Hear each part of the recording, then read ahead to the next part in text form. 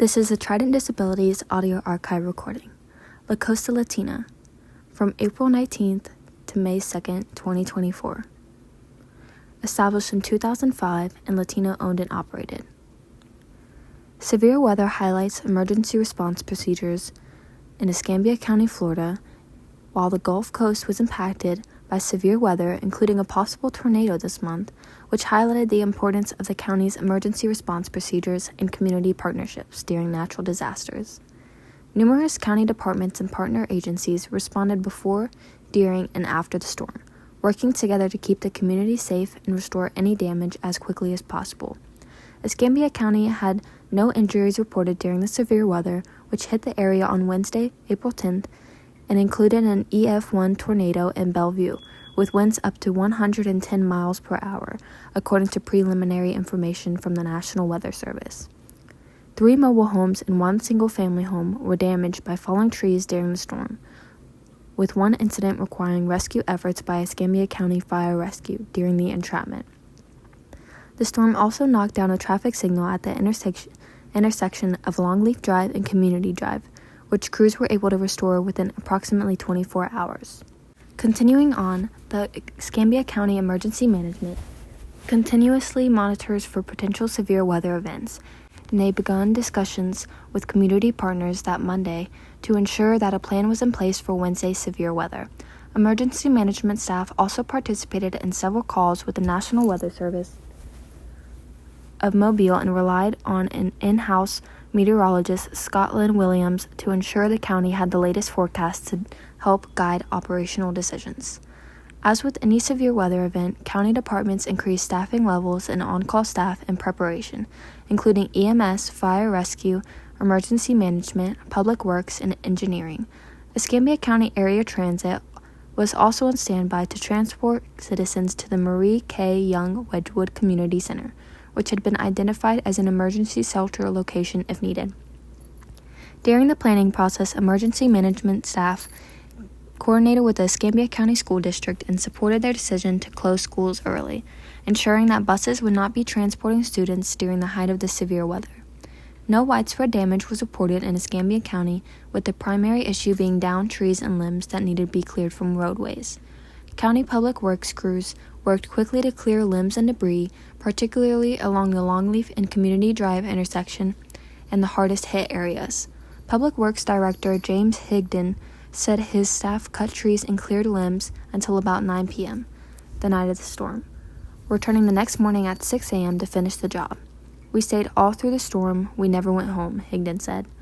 Escambia County Emergency Manager Travis Tompkins emphasized that when it comes to emergency operations, one benefit is the ability to scale the response down or up, depending on the severity of the event.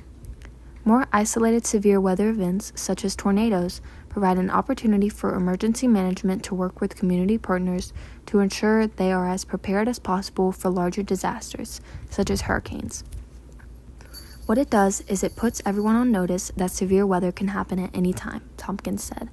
"We treat a hurricane as more than an extended event, but it's the same response. It's just a scalable response." Escambia County's engineering department used this storm as an opportunity to ensure that damage assessment protocols and software are working well ahead of the hurricane season. The engineering team also responded quickly to the Longleaf and Community Drive intersection, working with an emergency contractor to install temporary stop signs and restore the traffic signal while Public Works cleared debris from the intersection. The Escambia County Sheriff's Office and Florida Power and Light also responded to the traffic signal outage to provide assistance.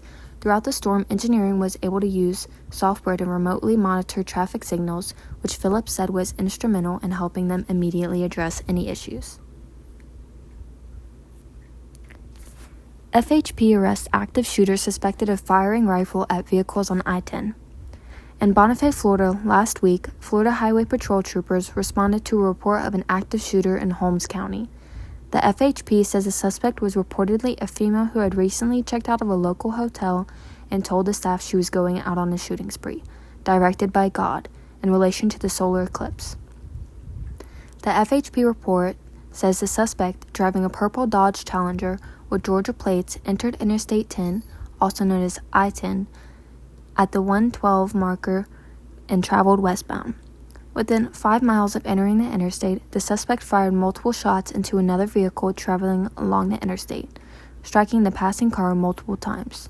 The driver was struck by glass fragments from the window and grazed on the arm by a bullet. However, he was able to steer his vehicle onto the shoulder of the road away from the suspect. The report says the suspect shot at another vehicle near the 107-mile marker, hitting the driver in the neck. The victim was taken to a nearby hospital and received treatment. Responding troopers located the suspect near mile marker 96 and conducted a felony traffic stop. After the suspect was taken into custody, FHP says troopers recovered an AR-15 and a 9mm handgun within the purple Challenger. The suspect, identified as a 22-year-old female of Georgia, was taken into custody without incident and transported to the Holmes County Jail, where she was booked on charges of attempted murder, aggravated battery with a deadly weapon, and an improper discharge of firearm.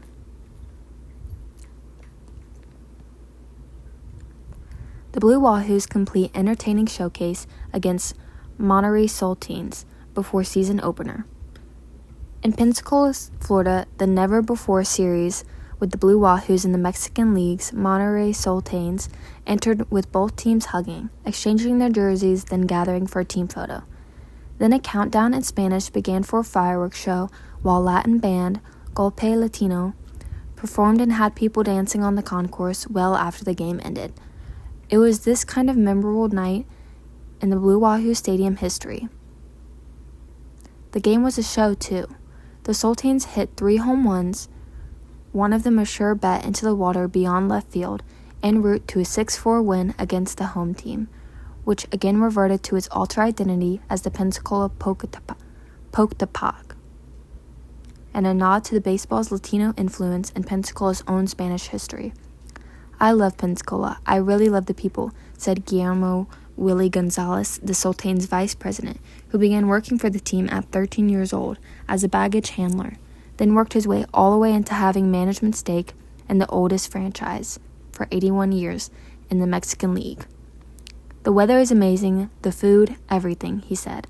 "The last time we played in the United States was in 2011 against the Arizona Diamondbacks. So many years ago. This was our brilliant idea. We are so excited. I had heard about the fireworks and we were so happy."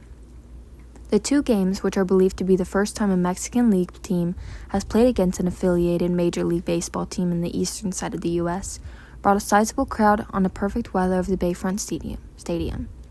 The event came about when Monterey's lead owner, a golfer and fan of Pensacola's pro star Bubba Watson, read the introspective book by the 2-timer Masters champion and 11-time PGA Tour winner, and wanted to meet him.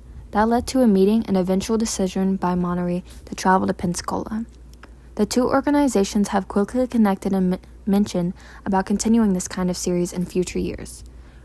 Through Pensacola's Blab TV, the games were shared on a live broadcast to the Monterey-based media company that owns the Saltines and a potential audience of 6.5 million people throughout Mexico. There were broadcasters in Monterey providing their fans with play-by-play of the game.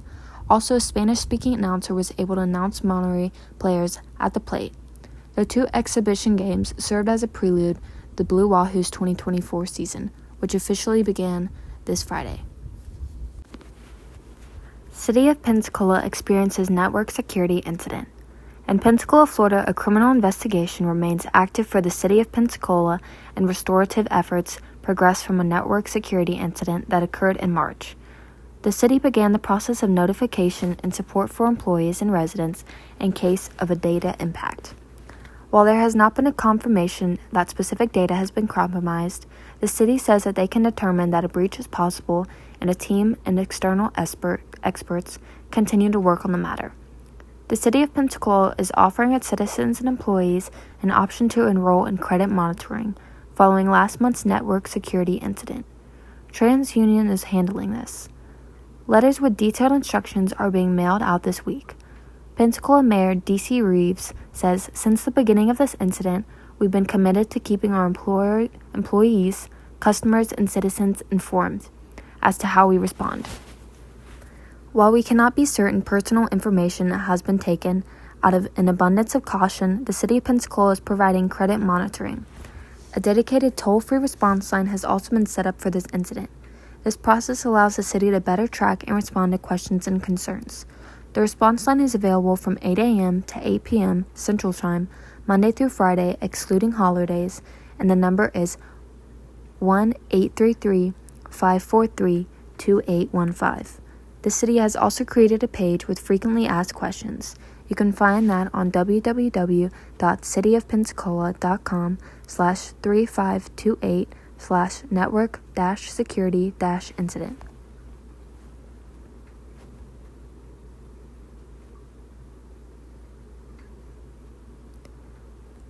The Florida Statewide Job Fair will be held on May 16, 2024 from 9 a.m. to 4 p.m. Eastern Time through the Simplicity platform.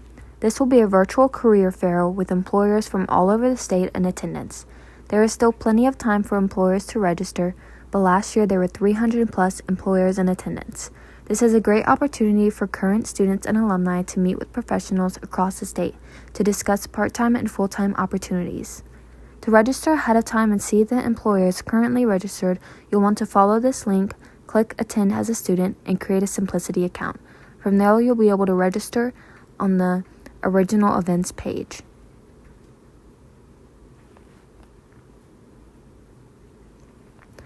Mobile expanding recycling outreach, opens new recycling center.